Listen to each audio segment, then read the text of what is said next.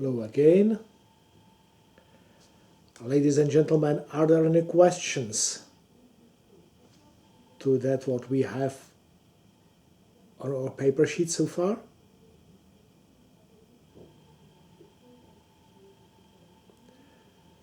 Well, if not, I will stick to another topic which I have already mentioned today, and that is the situation with power that is transmitted by a harmonic wave.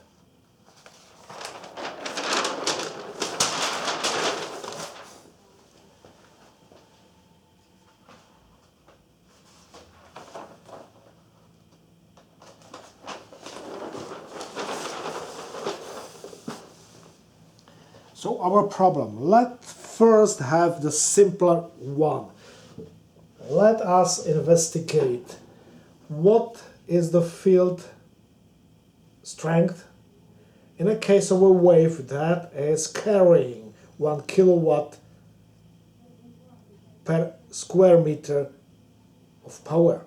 So we have the power, let's call it P, which is 1 kilowatt per square meter. So this power is carried by an electromagnetic wave. And let us first investigate the situation when this power is propagated through free space, through vacuum. So what would happen then? Well, first the power is given by a Poynting vector. But we have already switched from real values to phasors, and so we have to put down the real part of the Poynting vector, or this power is the real part of E times H. We should note it as a vector and phasor, divided by 2. And to obtain this value meaningful, we have to apply complex conjugate on one of those two consecutive vectors. We can choose E or H. So we would also be able to write that it is the real part of E complex conjugate vector times H divided by 2. That's the same. But anyway, within this case, we will find out that this is not much difficult, because we have decided that the wave is propagating through free space. That is, that the wave impedance is a real number. We have the simple situation that the free space impedance is just exactly 100 pi ohm. And in this case, E and H are in phase, because the ratio of those two values is a real number, so that there's no phase shift in between them. And based on this situation, we can easily omit complex conjugate, because the result of this is easily, the real part of the result can be achieved by multiplying only those two numbers that can be achieved as real. So now we can put down that H is E divided by, or is it electric field strength divided by the impedance, and we would get another result as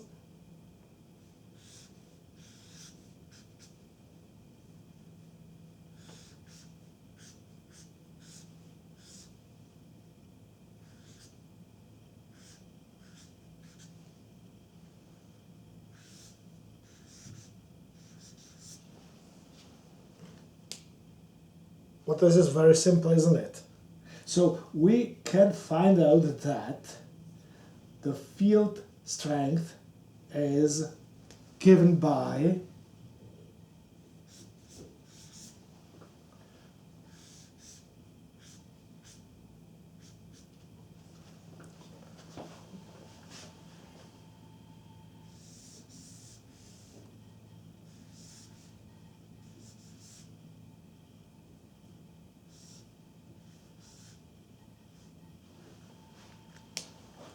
and with this simple condition we can get our result. I will just get a calculator. So we have considered 1 kilowatt per square meter of the power.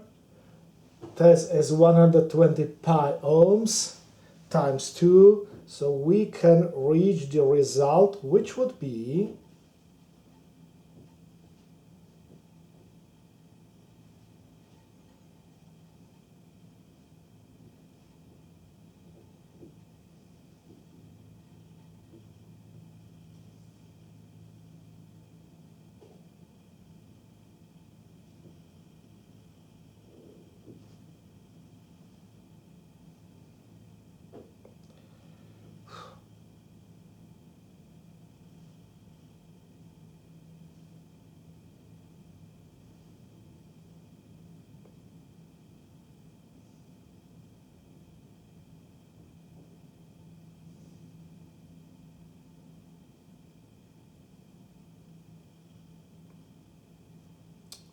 sorry, I have to carry that again.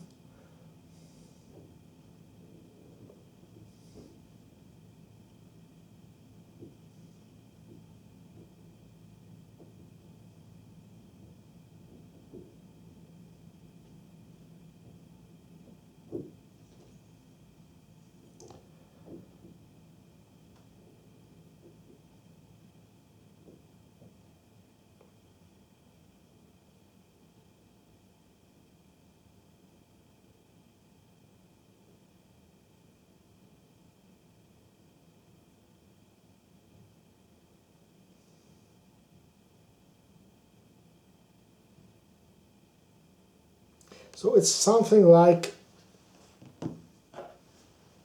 850 volts per meter.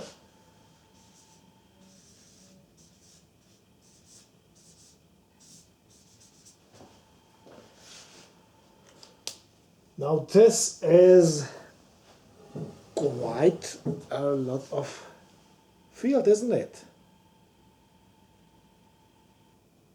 If somebody told you 850 volts per meter, you would consider that to be a big field strength. But that's not that much. Just imagine that or consider that 1 kilowatt per meter is much less than sunlight.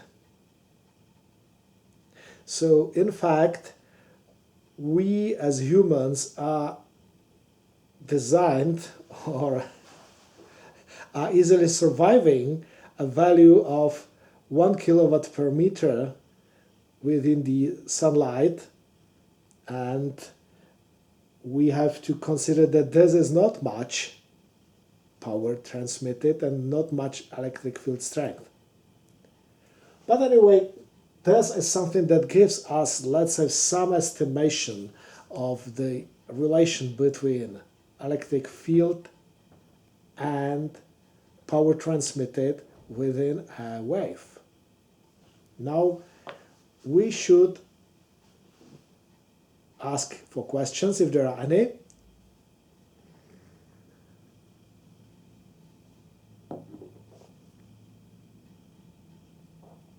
Well, if there are no questions, we should now continue with a more complex case, and we will now consider again power transmission, but we would like to find out the power transmitted by a wave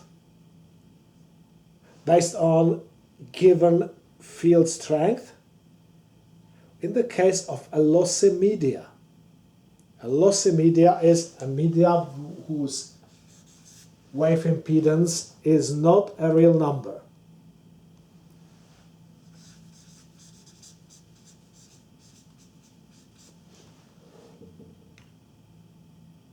for a complex number, we can, for example, at the beginning state that we would call there, we have first the magnitude of that, the absolute value of the wave impedance, and also we can express that as an angle of theta, which is an argument of eta. So this theta is an argument of the impedance, the angle.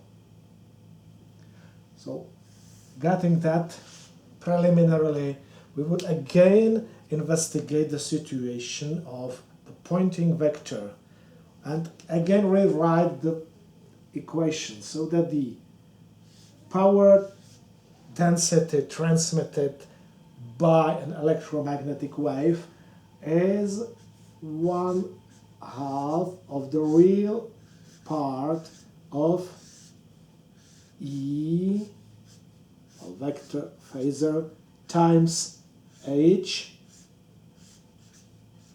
complex conjugate. And now, unfortunately, because of the fact that the impedance is a complex number, no more E and H are in phase, and we would have to do all the math to find out the result. So now first we will introduce magnetic field intensity as a ratio E divided by eta, that is electric field strength divided by the impedance of the media. So we get to 1/2 of a real part of E vector product with E divided by impedance, and this whole should be complex conjugate.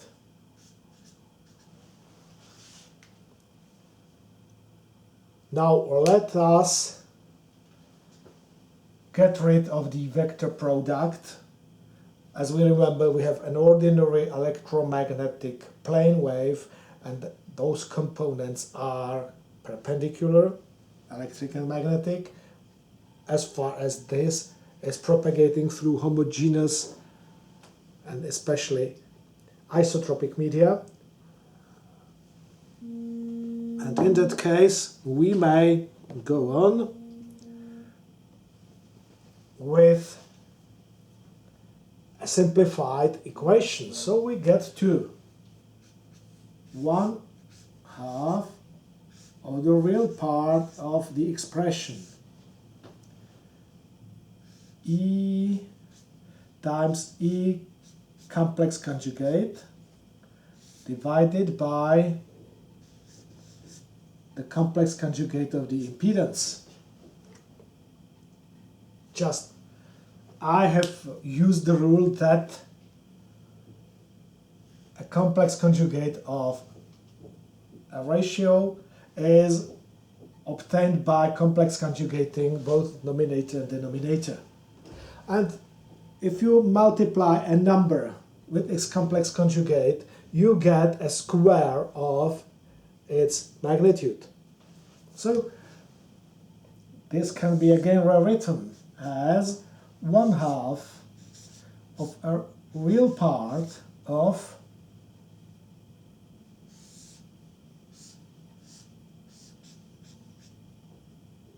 E squared divided by the complex conjugate of the impedance. Now let us investigate this expression a little bit. So first, 1/2 is a real number. Now we get a real part of this, and in fact, in the numerator, we have already a real number because this value is completely real. But we have a complex conjugate of a complex number in the denominator. So now if we want to get the real part, we can easily get the E squared somewhere here and go on working on the rest only. So let's do that. So we will have E squared divided by 2, and the rest of business remains with the real part of 1 over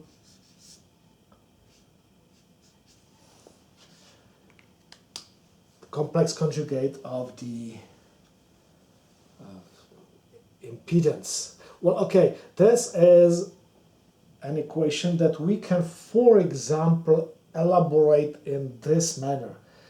For example, if we multiply this by the inside, both numerator and denominator, by a complex by the impedance, then we would get. Let us work only on this expression for some time. So, for example, multiplying both numerator and denominator by the impedance, we would get a real part of impedance divided by impedance times complex conjugate of impedance, which is this. We have already used this previously. So this is a way how we can solve the result. And after all, if we divide a number by its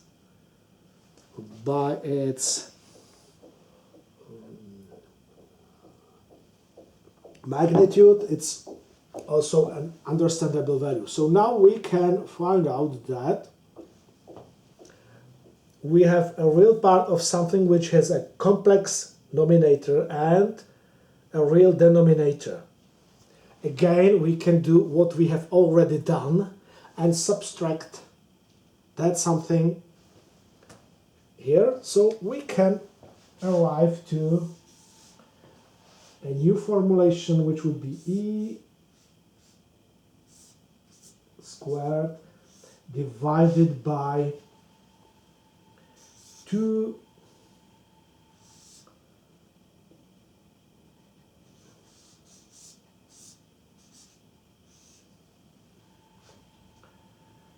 multiplied by a real part of the impedance.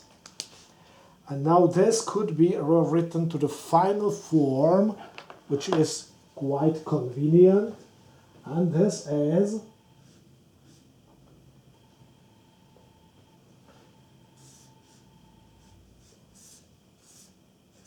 E squared over 2 absolute values of the impedance times, and now we take a real part of the impedance, which is times cosine the angle of, or the argument of the impedance. So now we have obtained a formulation that gives us into a relation field strength, wave impedance, and the cosine of the argument of wave impedance, which is connected to the efficiency of transmission. Now, possibly you have already seen a very, very similar expression in the circuit theory. Just I will rewrite a short expression for electric circuit, which had something like power transmitted. Now this is density per square meter, this is power. But in a circuit theory that would be something like voltage times current complex conjugate, and that would be 1/2 of the real part of this, and the resulting result would be voltage squared divided by 2 absolute values of impedance times cosine of the angle of the impedance. So those are very similar situations. One is for circuit theory with integral values like voltage and current. The other is for electromagnetic field, power density, and electric field strength. But the derivations is almost the same as to complex numbers. So now we know that a wave could bear some power density both in ideal non-conductive media like free space and in conductive media, and this is expressed by the equation just upstairs, the red one. Just if the media is conductive, that maximum of electric field strength over here would be dependent on distance because the wave would be damped. And along the propagation direction, there would be damping that would cause decrease of the wave, both of the propagating power, and that power would be decreased on expense of heat that would be created during propagation through lossy media. So the total power would be saved, just there would be a transmission of power or exchange of power between the wave that is propagating through media and the media itself. And the result would be thermal effects in that media. Your questions, please.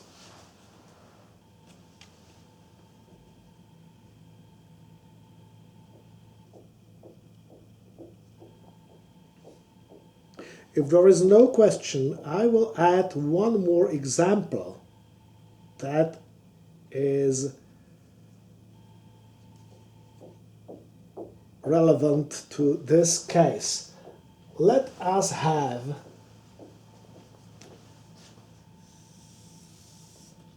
an electromagnetic wave which propagates with some constant. Let's say that the constant k of that electromagnetic wave is 1 minus j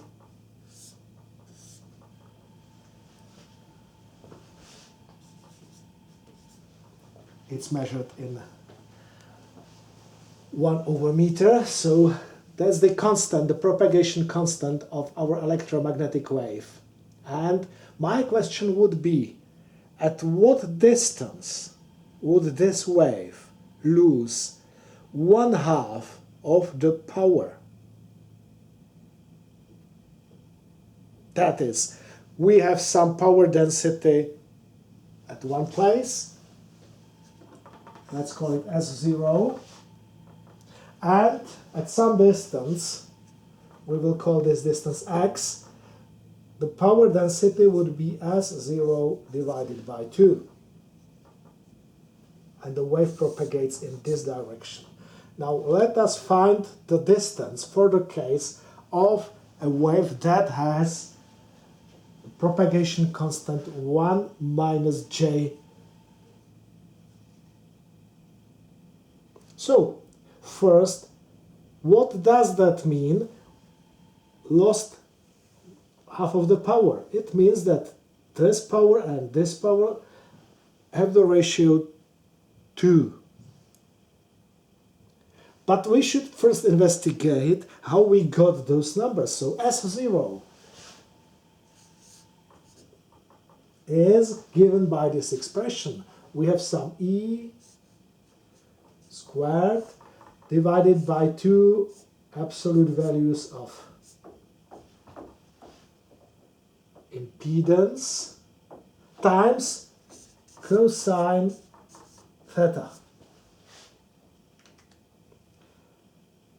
At a distance of x, the electric field strength, which is governed by a function, would be a bit different. There would be E, if we calculate only the maximum, Em, that would be E maximum at 0, e raised to minus alpha z. Well, alpha is the imaginary part of the propagation constant. Given that, we could write the ratio between the power here and here. So the ratio would be e squared over 2 impedances, or absolute values of impedances, times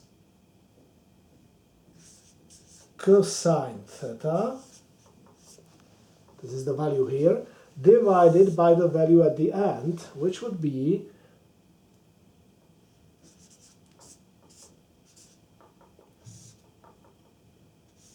e raised to minus beta x squared divided by 2 impedances and cosine theta again. Now we can rule out terms that cancel. First, the angle between E and H is the same at both locations. Then the impedance is same at both locations. Then 2 is cancelled against the other. And what we have found at the end is we can cancel also E, because it's squared both times. And what we have found is that the ratio is, so S0 divided by S at the location X would be 1 over E raised to minus 2 beta x.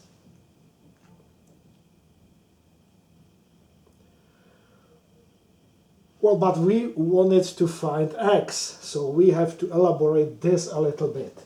We know that this ratio should be 2, because the initial condition was that at this distance we should have half the power density. So this ratio is 2 by definition at the beginning. So now we get a purely mathematical problem which tells us that 2 is equivalent to 1 over e raised to minus 2 beta x. In order to get the root for x, we would take the denominator and multiply by that both sides of the equation. So we will get an equation telling that 2e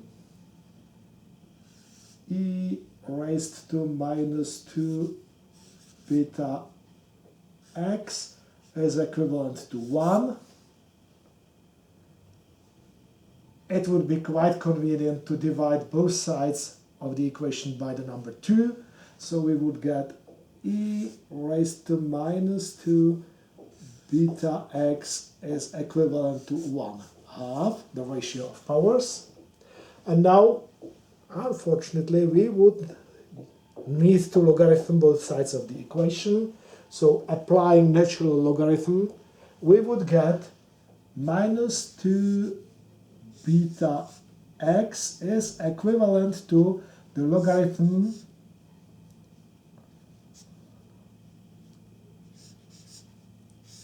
of 1/2, which for convenience is minus logarithm of 2.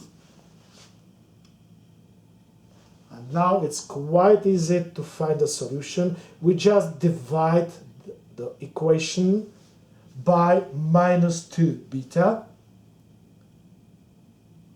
and obtain x is equivalent to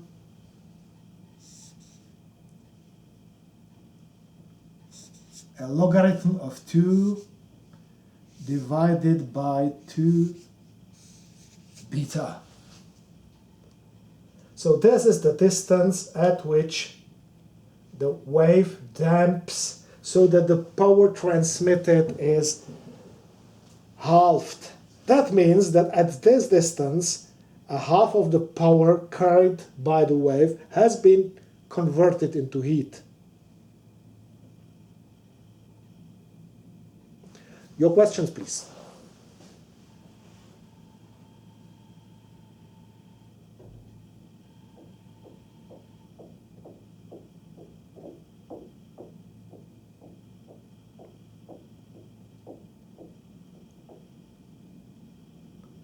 So if I may repeat today's lecture, we have been investigating a coaxial cable as an example, as a simple example of a transmission line.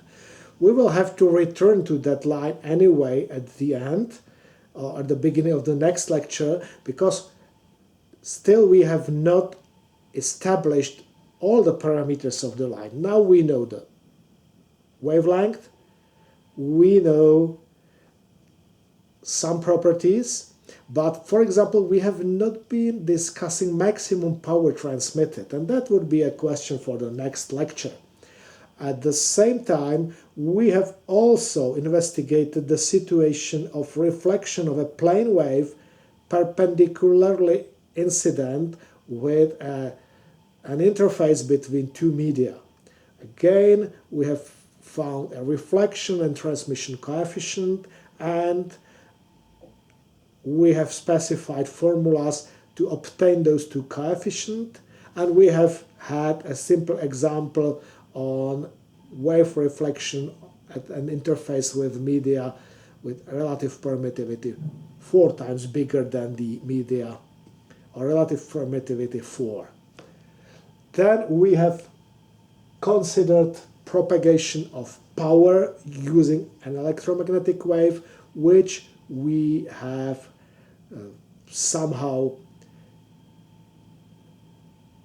elaborated out of phasor quantities up to a real power that is transmitted and damped in a media. And that's, after all we have done in today's lecture. I'm afraid it's enough. There have been new informations for you. So this is what we have done, and I ask you again for questions. Sir, I have a question about Yes. the exams, not about the lecture.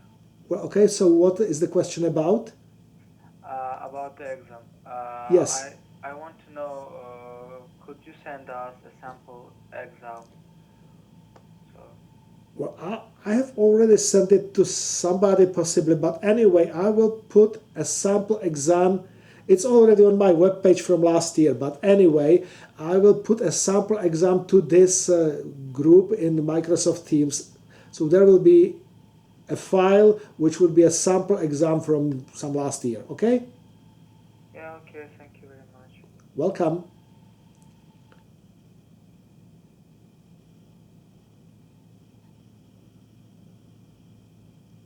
Are there any more questions?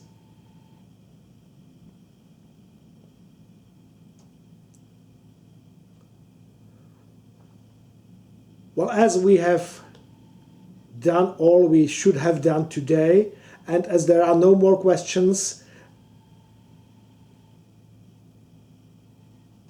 as there are still no more questions, well, then it's time to tell you goodbye. So I'm looking forward to meet you next week on Tuesday. It's been a pleasure to lecture for you, and see you again on Tuesday. I'm sorry, can Yes? I have a question at the end? Of course, you can have a question. That's what we are here for. I doesn't understand. With the Emacs, we have got use the alpha. That's because propagates in the set. And why do we then use the beta with the x? Is it because we're looking in the x direction, or?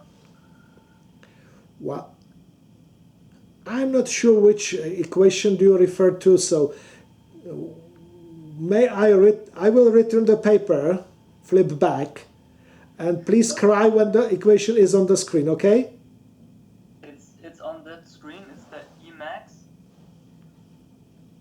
on the right side, Yes? there we have used e to the power of minus alpha times z. Or have I? Yes, okay. And down there, by comparing the powers, we have used minus e to the power of minus beta times x. Yes? And I wanted to ask, is this because of the nabla? Because we now look. Oh, I see. I have made a mistake because I have renamed. This should have been alpha. Oh, okay. And this should have been alpha too.